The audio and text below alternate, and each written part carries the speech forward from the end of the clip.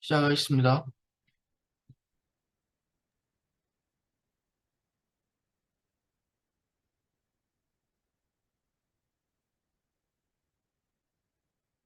잠시만요.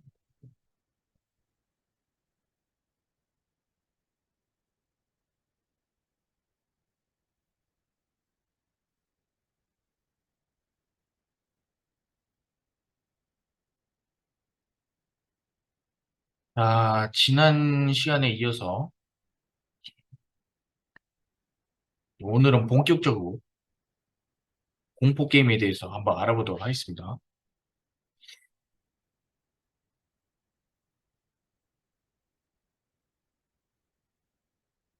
지난 시간에 제가 동영상을 한번 이렇게 공유 이제 보여드린다고 했었죠. 제가 좀 오늘 준비를 해왔는데 어제 저희가 같이 게임에 대해서 이야기를 했었고, 여러분이 좀 이렇게 관심 가지실 만한 그 동영상 저희가 개발한 리액션 영상이나 이런 걸 좀 모아놨습니다. 그걸로 가볍게 한번 보시고요. 그 다음에 우리가 이제 메타버스에 대한 이야기도 했었죠. 그리고 게임 제작은 어떻게 이루어지는지 어, 이렇게 간단하게나마 설명드렸습니다. 그래서 제가 좀 이게 지금 아무래도 사운드가 출력이 안 될 거예요. 줌으로 보시기 때문에. 그래서 소리는 안 들리는데 아, 그냥 그 동영상으로 이런 느낌이구나 정도만 아시면 될 것 같습니다. 그래서 제가 중간중간 설명을 드릴 거예요. 자, 여기 영상 한번 보고 가시죠. 잠시만요.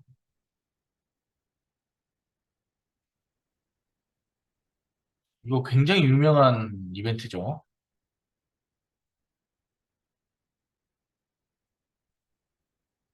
실제로 이 모니터가 파손됐다고 해요.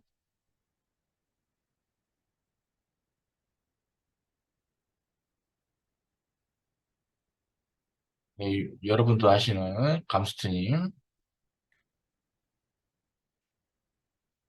이분은 리액션이 재밌어서 제가 담아왔습니다.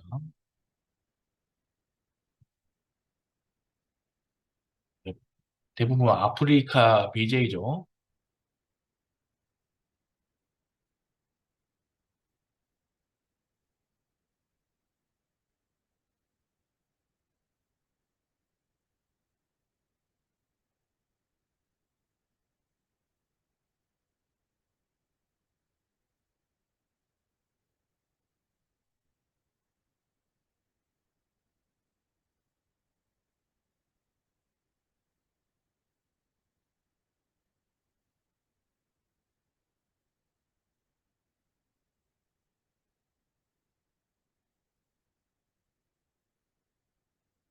점프 스퀘어가 예, 이렇게 또 재밌는 영상들을 만들어 주죠.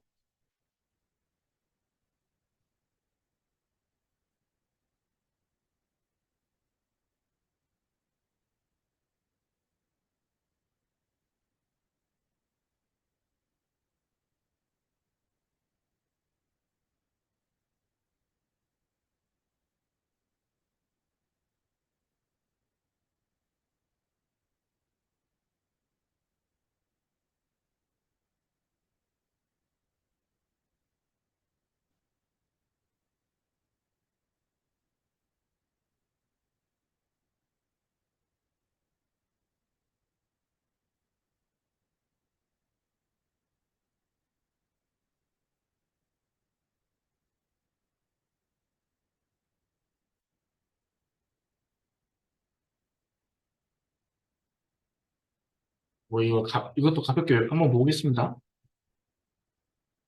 이런 이제 소주병이나 막걸리병 이런 이제 빗자루 같은 것도 저희가 다 직접 모델링해서 작업한 겁니다. 그래서 유니티로도 이렇게 충분히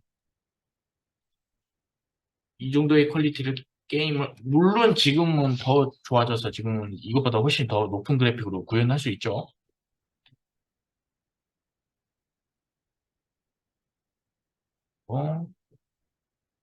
이 다음 영상. HDRP라는 이제 유니티에서 가장 이제 내세우고 있는 HDRP 고해상도 렌더 파이프라인으로 구현된 데모 영상입니다. 데모 영상이라기보다 이제 아무래도 이제 에세스토어에서 판매 중인 상품이죠.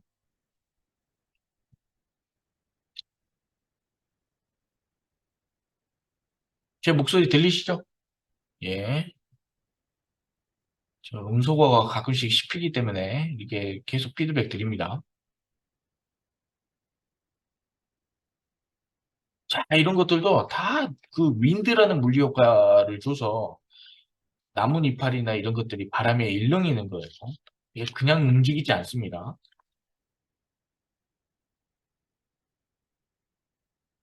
실제 유니트로 구현된 실내 인테리어입니다.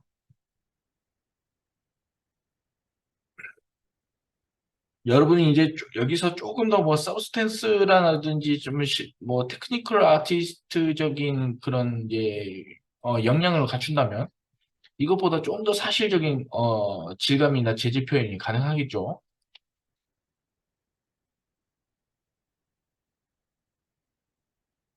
연결이 끊기 혹시 연기 뭐 제 목소리 들리시나요?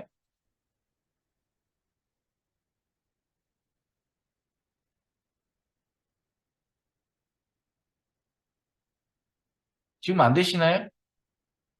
혹시 카톡 한번 주세요. 아, 카톡이 아니라 채팅 한번 남겨주세요.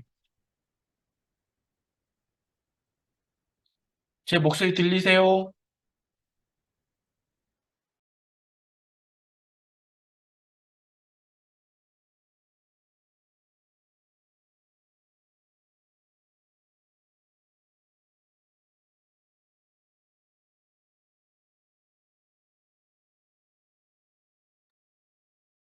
제 목소리 들리시죠?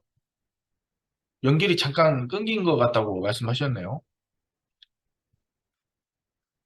혹시 제 목소리 들리시면 카톡 아니, 저기 채팅 한번 남겨주세요. 네.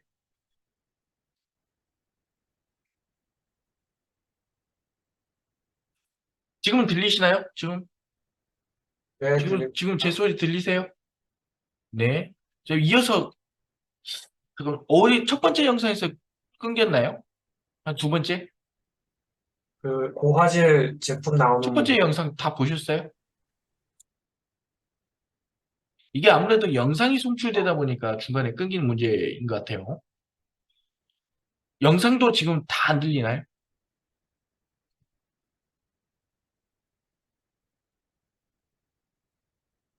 자, 네. 그 두 번째 영상까지 보셨다는 거죠? 제가 이거, 잠깐만요. 자, 가볍게 다시 한번 보여드릴게요.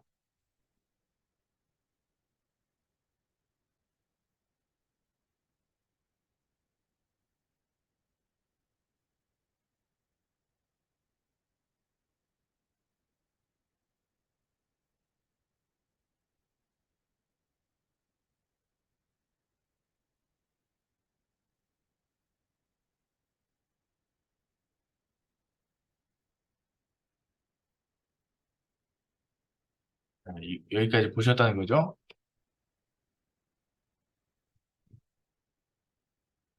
자, 자, 다시 한번 설명드릴게요.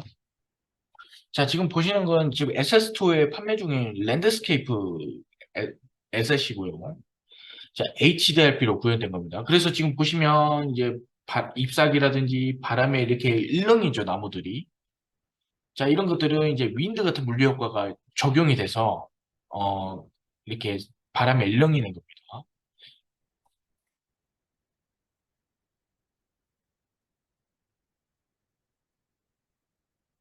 그리고 이렇게 사실적인 효과 같은 경우는 이 질감이나 재질 같은 경우는 유니티 자체에서 구현하는 것이 아니고 우리가 이제 쉐이더를 만진다든지 그리고 좀 서브스탄스 뭐 이렇게 페인터나 디자이너 같은 걸로 이렇게 디테일한 질감 표현을 할 수 있습니다.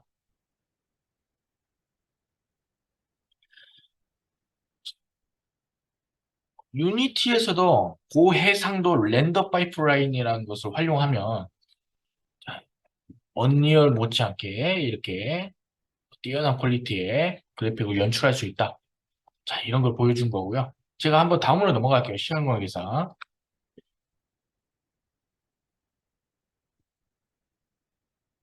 자, 이거는 자, 요즘 메타휴먼이라 하죠. 그 메타휴먼이라고 해서 이 캐릭터를 제작하는 기술이 되게 빠르게 발전했습니다. 이게 AI가 이제 발전하면서 우리가 이제 예전 같은 경우는 스컬팅을 직접 이렇게 깎아가지고 캐릭터로 이제 사람을 만들었는데 요즘 같은 경우는 그냥 카메라, 360도 카메라로 스캔해버리죠. 그래서, 그래서 이런 캐릭터들이 단 30분 만에 만들어진 겁니다. 이렇게 게임처럼 커스터마이징도 가능하고요.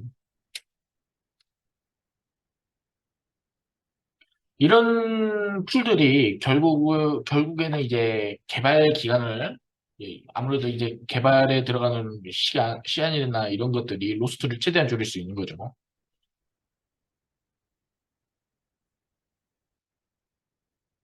그리고 단순하게 헤어나 이렇게 외형을 만들어준 것이 아니라, 자, 페이셜 모핑이라 해서, 자, 다 매핑이 돼서 이 표정 연출도 할 수 있게 되는 겁니다.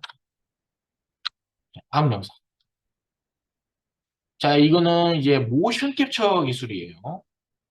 저희가 지금 실제로 쓰고 있는 장비이기도 합니다.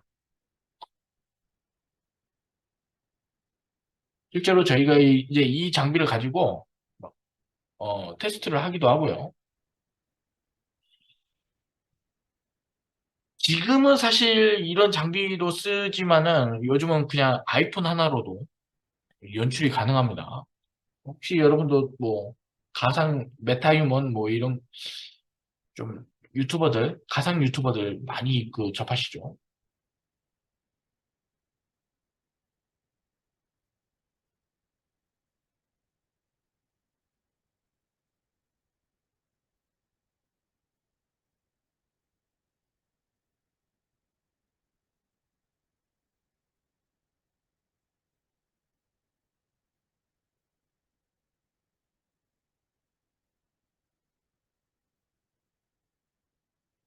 자, 아까 전에 영상 송출할 때 잠시만요. 아까 전에 참, 제 목소리 들리세요? 지금 들리시죠? 아까 전에 영상 송출할 때 제 목소리 들렸나요? 제가 설명드렸었는데 영상 재생하면서 영상 재생하면서 제 목소리가 들렸나요? 같이? 영상만 들렸나요?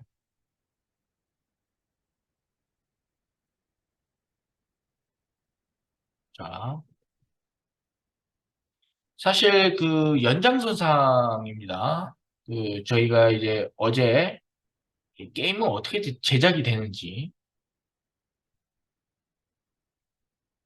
게임은 이제 어떻게 제작이 되고, 우리가 이제 이런 모션 트래킹, 모션 캡처 이런 기술들이 어떻게 적용되는지 제가 아까 전에 데모 영상을 통해서 한번 보여드렸습니다. 자, 이제 본격적으로 공포 게임 이론에 대해서, 자, 공포 게임에 대해서 한번 이야기하겠습니다. 이거 이론이라고 생각하지 마세요. 그냥 공포 게임은 이렇게 만들어지는구나. 이제 그 정도만 아시면 될 것 같습니다. 자, 수많은 공포 게임이 있습니다. 이것도 좀 오래됐어요, 이미지가. 요즘 더 많은 게임들이 많이 나왔죠. 예, 저희 게임도 있고요. 자, 공포 게임. 사실 공포 게임이라 안 하고 호러 게임이라 많이 부르죠. 그럼 호러 게임은 뭐냐? 자, 공포감을 주는 것이다. 너무 당연한 말이죠. 그리고 이 공포감을 주는 것으로 재미를 느끼게 한다. 게임은 재미를 추구한다 했죠. 자, 다른 장르와 더불어 역사가 깊은 게임이다. 횡스크롤 스타일이라든지 반교 디텐션이라는 게임 아시나요? 대만 공포 게임이거든요. 네, 해보셨어요? 반교 디텐션 같은 게임이 바로 횡스크롤 방식을 차용하고 있죠. 뭐 공포 게임, 뭐 그 게임 말고도 뭐 사실 굉장히 많은 게임들이 횡스크롤 많이 차용하죠. 그리고 FPS, 둠이라든지, 뭐, 또 대표적으로 어떤 게임이 있죠? 이제 이름이 막, 검고, 좀, 레프트 포데드도 약간 공포에 좀 걸쳐져 있죠. 아무래도 이제 좀비물이다 보니까. 그렇죠. 뭐, 레포데도 일종의 FPS 방식의 공포 게임이라 할 수 있겠네요. 그렇죠. 데드 스페이스. 데드 스페이스는 뭐예요? 데드 스페이스라는 게 대표적인 FPS 공포 게임입니다. 그리고 FPS는 FPS에서 S가 빠지죠. 그렇죠? FPS가 뭐의 약자죠? First Person Shooter죠. 이 슈터가 빠지고 1인칭 시점에 그냥 호러 게임을 그냥 어드벤처라고 합니다. 1인칭 시점에 호러 어드벤처. 자, 이런 게임들 굉장히 많죠. 뭐 암네시아라든지 아웃라스트, 화이트데이, 뭐 굉장히 많죠. 그리고 뭐 비주얼 노벨 방식으로 이렇게 풀어가는 공포 게임도 있고요. 2010년대에 들어서 서바이벌 호러가 대세라고 하는데 혹시 이거 제가 한번 여러분들한테 여쭤볼게요. 왜 2010년대 이후 들어서 서바이벌 호러가 대세일까요?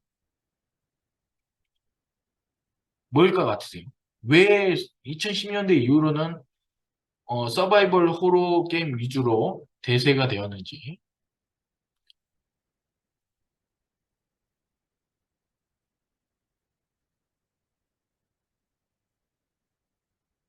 자, 정답은요?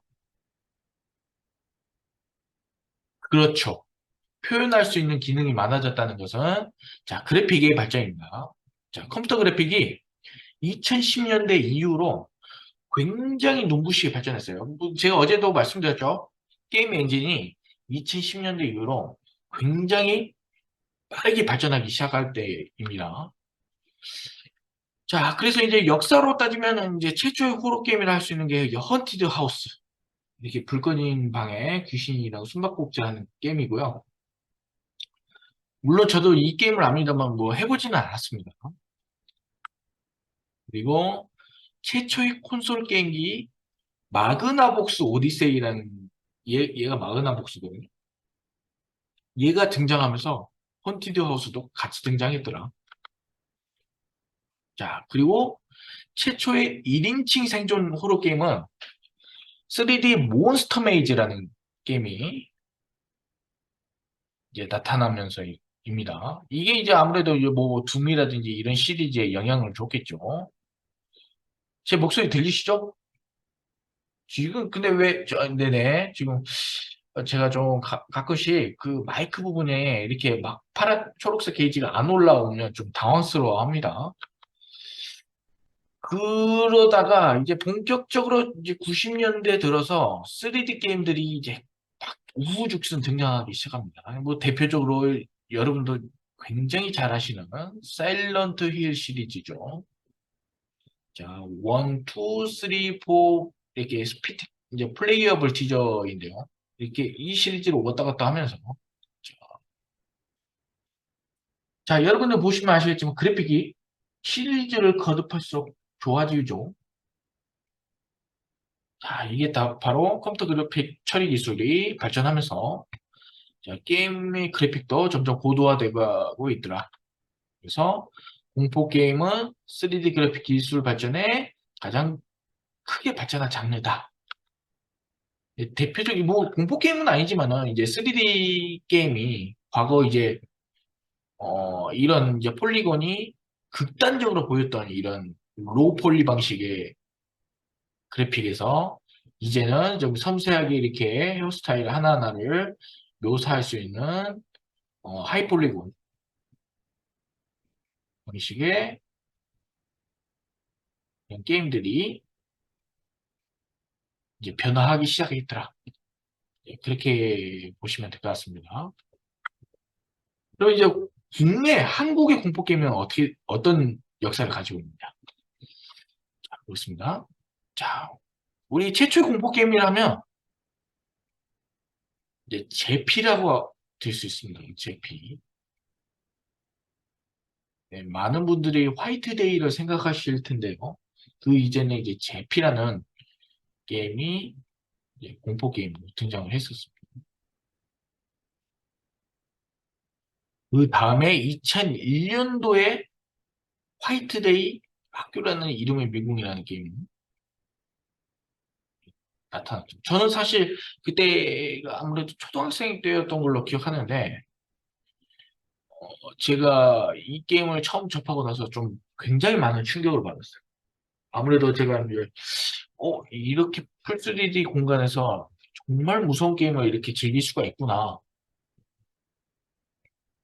예, 그런 걸 깨닫게 해준 그런 게임이라고 할 수 있고요. 이게 이제 아무래도 2007년, 2017년도인가? 2017년도에 리메이크가 한번 됐었죠. 그래서 스팀에 한번 발매됐었고, 요즘은 또 2가 나왔죠. 그렇죠. 이게 2007년작이 아니라 2017년작입니다. 이 오타예요.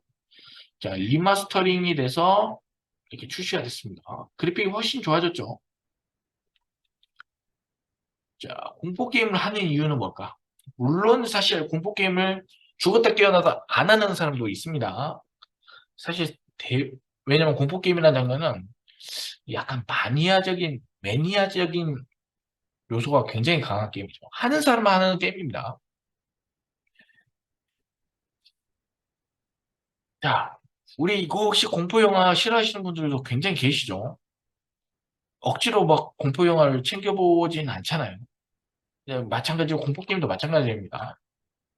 자, 일본의 유명한 주온이라든지 컨저링, 뭐 그리고 게임이라 게임, 웹툰, 자, 다 원리는 비슷합니다. 왜 공포 콘텐츠를 소비하냐에 대해서 우리가 생각을 해봐야 됩니다. 자, 공포는 부정적인 감정을 일으킨다. 자, 사실 뭐 여러분 중에서도 뭐 공포 콘텐츠를 막 그렇게 좋아하는 분들 거의 없을 거예요. 굳이 공포 영화를 막 굳이 챙겨 보시거나 뭐 게임을 하시는 분이 많이 없을 겁니다. 이제 그렇기 때문에 공포 자체는 약간 부정적인 감정을 일으킨다. 그러나 이런 부정적인 감정이 뭔가의 카타르시스를 유발하죠. 그렇기 때문에 오늘날 영화, 게임, 웹툰 여러 콘텐츠에 걸쳐서 인기를 일으키고 있더라. 자, 이게 심리학적인 요소인데요. 이거 공포물을 접하면요. 이게 막 식은땀이 막 흐르죠. 막 자율신경계가 막 작동을 하고 이런 공포 약간 이제 점프 스케어라든지 뭐 이렇게 깜짝 놀랄 수 있는 장면이나 이런 긴장을 일으키는 어, 연출 그 다음에 묘한 쾌감이 느껴진다고 합니다. 이게 아드레날린이 뭐 분출된다고 하는데 뭐 저희가 의학적인 분석은 일단은 뭐 저희는 이제 그쪽 전문가가 아니다 보니까 이런 식으로 공포 콘텐츠를 소비하는구나 정도만 이해하면 되겠습니다. 자, 공포라는 자극이 신경 전달 물질과 호르몬을 자극해서 긍정적이고 행복한 기분을 만드는 데 도움을 준다. 굉장히 아이러니하죠. 원래 상식적으로는 공포물을 보면 짜증나고 뭐 화가 나고 그래야 되는데 오히려 공포물을 보고 나더니 막 땀이 쫙 흐르고 뭔가 좀 개운한 감정이 느껴지고 혹시 그런 경험을 좀 여러분들도 좀 비슷하게 해보셨을 겁니다. 뭐 어, 롤러코스터 같은 거랑 좀 비슷하다 해야 하나요? 좀 익사이팅한 스포츠를 타고 나면 나중에 타고 나면 굉장히 스트레스가 확 풀리죠. 뭐, 예, 뭐 번지 점프라든지 이런 리프팅. 이거랑 공포 게임이랑 거의 유사하지 않겠느냐 이런 작동 기전이. 그래서 이제 그 다음 공포 게임의 진행 과정은 어떻게 되느냐? 이렇게. 물, 이거는 뭐 딱 정형화된 건 아닙니다. 그런데 상당수의 공포 게임들이 이런 플롯으로 게임이 진행되더라. 예, 제 나름대로 고찰을 하고 연구하면서 이렇게 한번 세워봤는데요. 스펙트럼 형태로 이렇게 제가 짜봤습니다. 첫 번째는 발단, 두 번째 전개, 위기, 절정, 결말. 우리가 그냥 소설이나 영화의 뭐 기승전결 과정이랑 거의 비슷하죠. 자, 발단. 스토리가 전개되는 과정입니다. 자, 우리가 왜 이은신경 정신병원을 찾는지, 왜 찾아가는 과정인지 좀 설명해 주는 단계, 아니면 일단은 우리가 게임을 처음 접하잖아요. 게임을 처음 하잖아요. 자, 처음 하기 때문에 좀 조작법이나 이 게임에 대한 시스템을 잘 모를 수가 있어요. 그러면서 튜토리얼 같은 게 나타나면서 게임에 서서히 적응하기 위한 단계라고 보시면 될 것 같습니다. 자, 발단입니다. 발단. 대부분의 게임이 막 무작정 그냥 하라고 떠줘주는 게 아니라 뭐 조작은 이렇게 하세요. 키는 이쪽으로 움직이세요. 마우스는 이쪽으로 돌리세요. 이런 것부터 차근차근 알려주죠. 자, 그 다음에 전개입니다. 자, 전개는 정체 모를 사운드나 기현상을 일부 조금씩 던져줍니다. 지나갔는데 뭔가 있었는데요. 좀 더 가까이 갔더니 사라졌어요. 어? 내가 뭘 잘못 봤나? 좀 처음에 귀신이 이렇게 딱 있었는데 좀 긴장하면 되잖아. 얘 앞에 뭐가 있어. 근데 갔더니 확 사라졌어. 그래서 좀 안심하고 가는 거죠. 네, 그런 이제 간접적인 공포 연출. 뭐 굳이 뭐 이렇게 뭔가 나타나는 것이 아니라 뭐 쨍그랑거리는 뭐 뭔가 유리병 깨지는 소리라든지 물이 뚝뚝뚝 떨어지는 소리라든지 이런 사소한 사운드로도 공포감을 충분히 연출할 수 있다는 거죠. 그래서 전개, 그 게임의 몰입감을 끌어올리는 단계와 동시에 긴장감을 높이는 단계다. 그렇게 보시면 될 것 같습니다. 이제 그 다음에 본격적으로 이제 진짜 공포의 하이라이트가 나타나는 거죠. 자, 그 다음 위기. 이제 본격적으로 이제 뭔가 나를 뭔가 죽이기 위한 이 존재가 등장을 하기 시작합니다. 그래서 페트롤, 추격하는 AI가 이제 본격적으로 등장하기 시작합니다. 그래서 공포감에 액션성을 더하는 단계다. 물론 이건 이음도의 저주에 해당하는 겁니다. 모든 게임이 다 그렇다는 건 아니에요.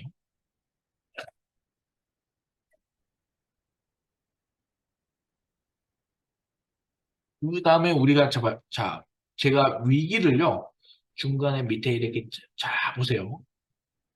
검정색으로 비워놨죠. 이거는 자, 위기 단계에서도 극 위기 단계.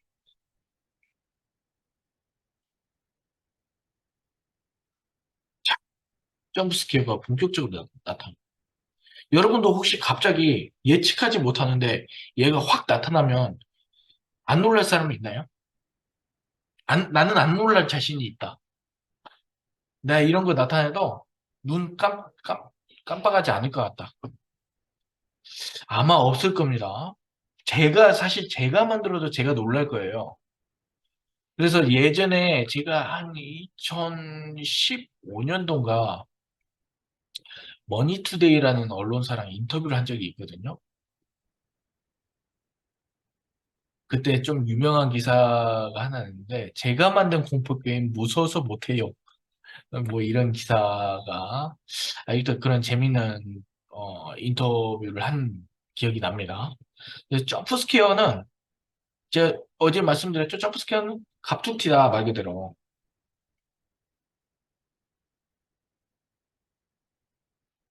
비단 게임뿐만 아니라 뭐 봉천동 귀신이나 무슨 옥수역 귀신 이런 웹툰 콘텐츠에서도 이런 점프스케어 기술 많이 활용하고요. 여러분은 혹시 영화 곤지암 아세요? 영화 건지한 보시면요. 그렇죠. 중간에 이렇게 검정 눈동자밖에 없는 여자가 막 궁시렁거리면서 이렇게 화면을 꽉 채우잖아요. 이것도 일종의 점프 스퀘어라고 할 수 있는 거죠. 자, 공포를 느낄 수 있는 가장 극적인 연출 단계. 다만, 자, 부작용이 하나 있습니다. 자, 점프 스퀘어를 쓰면 굉장히 게임을 극적으로 만들어줘요. 다만, 주의해야 될 점이 있어요. 이거 혹시 여러분의 왜 이 점프 스퀘어를 주의해야 하느냐? 혹시 여러분이 생각하고 계신 게 있으면 채팅으로 한번 남겨주세요. 왜 점프 스퀘어를 남용하면 안 되는지. 왜 남용하면 안 되는지. 그렇죠. 불쾌한 감정을 줍니다. 그렇죠. 또 있습니다.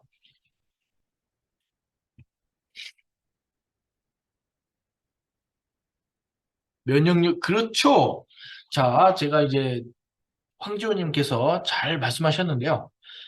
첫 번째는 불쾌한 감정이 생긴다고 하는데, 얘가요, 자주 남발하게 되면요, 더 이상 무섭지 않게 돼요. 그러니까 무섭지 않다는 것은 더 이상 이제 어떤 자극으로도 우리 그 베버이런인가 그러죠.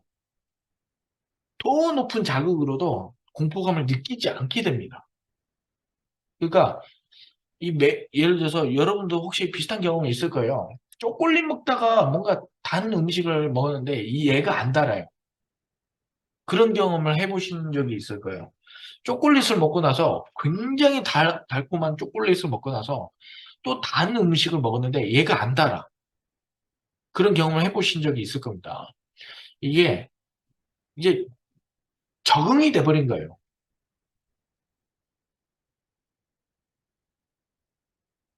적응이 돼버렸기 때문에 더 이상 이런 친구들이 나타나면 더 이상 놀라지 않게 됩니다. 그래서 그때는 어떤 감정이 드냐면 얘가 나타나니까 짜증이 나요. 공포 게임이 사실 스팀이나 이런 데서 좋은 평가를 받기 어려운 게 이런 것들의 밸런스가 적절하게 이렇게 분배되지 않으면 이 게임을 즐기다가도 안티가 되어버립니다. 플레이어. 이거는 사실 저한테도 어려운 과제이기도 합니다. 그래서 요즘 나오는 공포 게임들은 이러한 막 극단적인 공포감을 억제하고 약간 액션성을 강조하는 좀 약간 덜 무서운 방향으로 공포 게임을 제작하기도 합니다. 자, 김기현님, 황지호님 좋은 말씀 주셨고요. 제가 또 기억하고 있겠습니다. 자, 그리고 이제 절정이라고 하는데 사실 이때부터는 좀 덜 무서워요. 왜냐? 여러분이 말씀하셨다시피 이 센 게 하나 지나갔기 때문에. 아무리 뭐 팔이 6개든 5개든 막 이렇게 징그럽게 만들어도 더 이상 무섭지 않게 돼요. 그래서 이때는요, 액션 위주로 플레이가 많은 편이에요. 혹시, 여러분 혹시 위블리딘이라는 시리즈를 나중에 기회가 되면 한번 해보시길 추천드려요. 이블 위딘이요, 중간에 어마어마하게 생긴 막 크리처들이 나타나다가 꼭 보스가 덜 무섭더라고요. 화이트데이도 마찬가지로 수위부터 시작해서 머리 귀신이 확 나타났다가 나중에 칼을 드는 성화 아주머니라고 해야 하나? 성화 어머니 이름이 이 등장을 합니다. 이 이제 극중 이제 약간 보스 캐릭터인데요. 좀 전혀 무섭지가 않아요. 이런 것들이 아무래도 공포 게임이 좀 보통 공통적으로 적용되는 그런 현상인 것 같아요. 그래서 절정 단계에서는 액션 위주의 플레이어가 많은 편이다. 아웃라스트도 마찬가지인 것 같아요. 아웃라스트의 마지막 그런 빌런이 그렇게 막 무섭지는 않습니다. 그래서 결말은 뭐 이렇게 행복하게 끝날 수도 있고 불행하게 끝날 수도 있고 요즘은 멀티 엔딩을 많이 쓰죠. 그래서 서사형 게임들은 엔딩이 천차만별이더라. 그래서 공포 게임의 이렇게 진행 과정에 대해서 우리 간단하게 한번 훑어봤고요. 그래서 이제 한계가 있습니다. 공포 게임. 자, 제가 처음부터 이 진행 과정을 통해서 점점 이게 사운드나 이렇게 뭐 물 떨어지는 소리, 아기 울음소리, 여자 울음소리 이런 걸로 공포감을 최대한 이렇게 끌어올려요. 사실 이렇게 막 머리 귀신이나 뭐 점프 스퀘어가 확 나타나는 것보다 이 단계가 가장 심리적으로 무섭습니다. 자, 이 절정에 달하고 있다가 이 점프 스퀘어가 나타나는 순간 급격하게 하락하기 시작합니다. 그러면서 게임의 액션성이 강조가 되죠. 이 게임 개발사들도 이제 이런 공포 게임의 이런 태생적인 한계라고 해야 하나 이런 걸 모르지 않기 때문에 보통 이동 플롯으로 게임을 설계합니다. 그래서 이 단계가 가장 공포감을 느끼는 단계더라.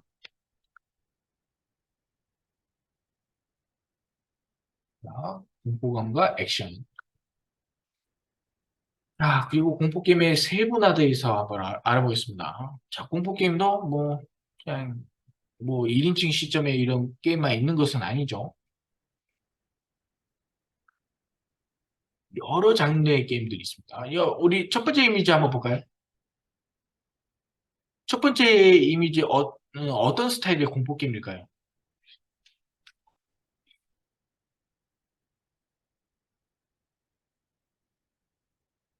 뭘까요? 첫 번째 이미지.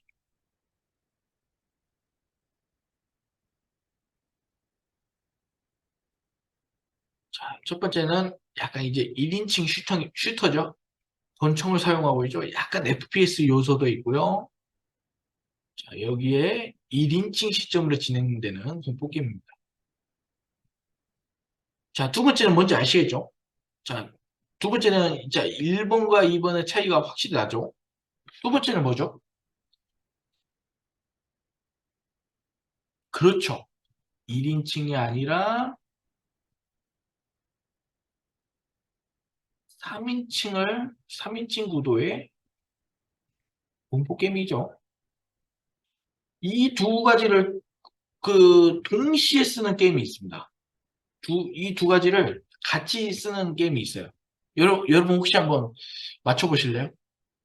굉장히 유명한 게임입니다. 지금도 많은 사람들이 하고 있고요. 3인칭도 쓰고 1인칭도 쓰는 게임이 있어요. 혹시 여러분 게임 좋아하시는 분들은 아실 거예요. 유튜브나 배그요? 와우? 아닙니다. 공포 게임이 아니잖아요. 와우도 아니고요. 공포 게임입니다. 공포 게임 중에서도 1인칭도 쓰고 3인칭도 쓰더라. 게임 하나 있습니다.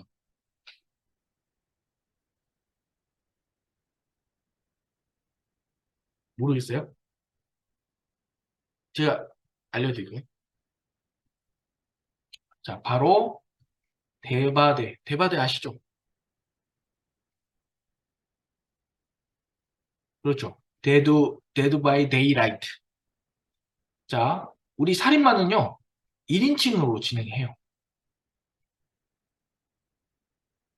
그런데 생존자는요, 3인칭으로 진행합니다. 보통 게임 개발사들이 1인칭이랑 3인칭을 동시에 쓰는 경우가 없어요. 그러면 1인칭으로 그냥 배틀그라운드처럼 게임 옵션에서 1인칭으로 한번 하겠다가 3인칭으로 할 수 있는 경우는 있어도 이렇게 하나의 게임에서 동시에 그렇게 즐길 수 있는 시스템은 아무래도 대바다가 거의 뭐 유일하지 않을까 싶기도 하고요. 대바대 같은 경우는 1인칭 요소도 있고 3인칭 요소도 있더라. 그리고 자, 3번.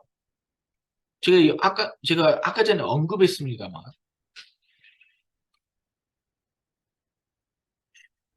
3번은 뭘까요?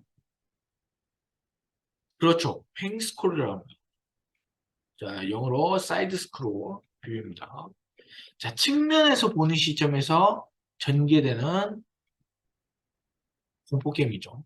그래서 이렇게 좌우로 왔다 갔다 하다가 1인칭과 3인칭에서 주지 못하는 특유의 공포감을 줄 수 있는 게 자, 횡스크롤 호러의 가장 큰 장점이죠. 그리고 4번. 4번은 횡스크롤도 맞아요. 어떻게 보면 횡스크롤도 맞는데 약간 횡스크롤적인 요소도 있습니다.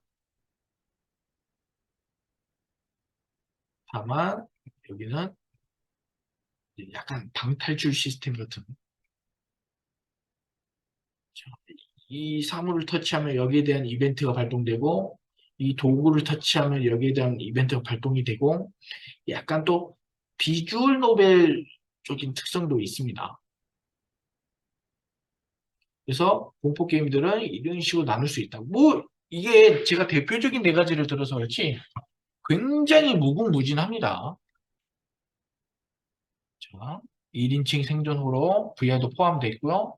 3인칭 팽스크롤 방탈출 요소다. 그리고 최근에는 요즘 트렌드는 자, 나 혼자 공포 게임을 하는 것이 아니라 싱글 플레이로만 하는 것이 아니라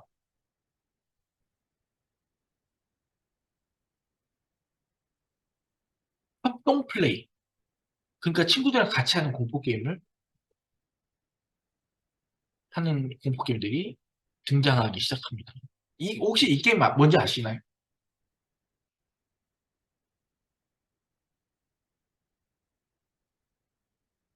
그렇죠. 오, 김기현님 혹시 게임에 대해서 많이 아시네요. 맞습니다. 자, 파스모포비아라는 게임입니다.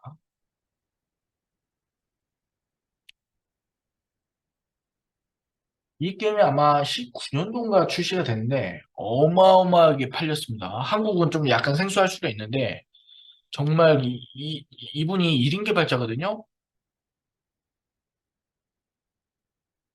거의 수백억 원을 벌어들였습니다. 이분이 이 게임을 만들어서. 자, 파스모포비아는 공포 게임의 진입 장벽을 낮췄다. 대중화를 이끌었다는 평을 받고 있습니다. 그러니까 그러니까 이런 거죠. 공포 게임을 사실 유튜버나 이런 데 보면 게임을 직접 하지 않고 내가 좋아하는 스트리머가 게임을 대신 해주면서 소비해버리는 경우가 많아요. 이 개발자 입장에서 공포 게임을 출시했는데 시청자들이 이 게임을 보고 사주는 것이 아니라 그냥 나는 무서우니까 안 할래. 그냥 여기서 보고 끝낼래. 이러는 데서 그칩니다. 다만 이렇게 아무래도 이제 멀티플레이 요소가 등장을 하면서 어, 야, 나 진짜 공포게임 무서워서 못하긴 하는데 친구들이랑 이런 거 같이 한번 해볼까? 친구들이랑 같이 이렇게 뭉쳐 다니면서 공포게임을 한번 즐겨볼까? 이런 게 시장에 통했던 거죠. 자, 그 다음에 우리 공포게임의 이제 본격적으로 설정과 연출에 대해서 들어갈 건데요. 자, 이거는 제가 2교시 때 한번, 자, 2차, 자, 두 번째 시간 때, 이야기하도록 하고요. 예, 게임에 대해서 좀 더 이야기합시다.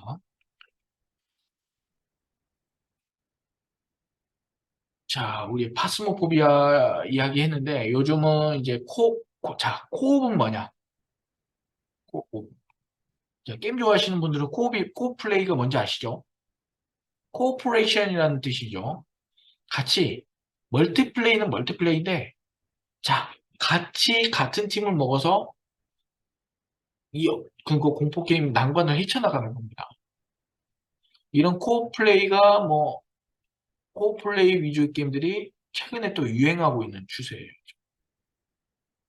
더 포레스트라는 게임 아세요? 이거는 사실 공포 요소도 있습니다만 같이 빌딩 건물을 짓기도 하고 약간 생존이 들어간 이런 게임이죠. 더 포레스트가 약간 협동적인 요소, 멀티플레이 요소를 도입을 해서 크게 히트를 쳤던 게임이 있고요. 최근에 그래서 싱글 플레이 기반의 이런 게임을 개발하던 개발사들이 최근에 들어서 이런 멀티플레이 게임을 많이 개발하고 있습니다. 대표적으로 아웃라스트. 아웃라스트가 멀티플레이 요소를 도입해서 차기작을 출시했죠, 최근에. 그런 경향이 있고, 저희도 싱글 플레이 이윤도의 저주 서비스를 해서 차기작으로 모탈 이스케이프 준비하고 있죠. 그래서 최근에는 사실 이게 아무래도 큰 트렌드인 것 같아요. 싱글 플레이, 나 혼자 하는 것에서 친구들이랑 같이 뭔가 즐길 수 있는 것. 굳이 공포 게임이 아니더라도, 어디 보자. 우리가 재작년인가 기억을 한번 더듬어 봅시다. 어떤 게임이 진짜 글로벌 세계적인 히트를 쳤죠? 혹시 생각나시는 분? 디아블로 이런 거 말고요.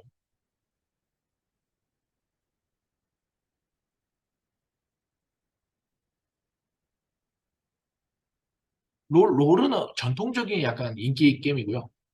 어몽어스 혹시 아시죠? 어몽어스가요. 원래는요, 출시하고 나서 2년 동안 거의 매출이 없었어요. 출시된 지 꽤 오래된 게임인데요. 2년 동안 매출이 없다가 하필 또 코로나가 터졌네요. 그래서 사회적 거리두기 둘다 보니까 이 게임 생각보다 유튜버들이 이 게임 생각보다 재밌는데 하고 소개하니까 얘가 빵 터져버린 거예요. 그래가지고 어몽어스 개발사가 벌어들인 수익이 800억인가 900억이 넘는다고 합니다. 참 재밌죠? 이런 멀티플레이 요소를 결합한 게임들이 요즘은 게임 이 시장에서의 성공률을 견인하더라. 자, 이런 차원에서 말씀드렸고요. 자, 다음 시간은 이제 저희가 이제 2시부터는 공포 게임의 설정과 연출에 대해서 이야기하도록 하겠습니다. 자, 지금 50분인데요. 2시 1분에 이어서 한번 시작하도록 하겠습니다. 자, 10분 정도 휴식하고 이어서 하도록 할게요.